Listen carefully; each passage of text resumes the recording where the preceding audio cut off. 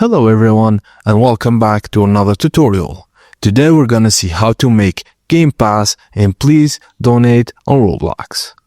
Firstly, go to the Roblox website on the desktop and log in to your account. Click the Create tab at the top and from the new top menu, click on Dashboard.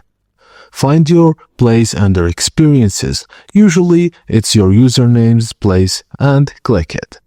On the left sidebar, go to Monetization Products, then Passes, and click Create a Pass.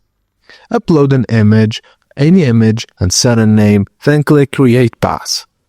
After the pass is created, click on it. Go to the Sales tab, then toggle Item for Sale to On. Set a price in Roblox.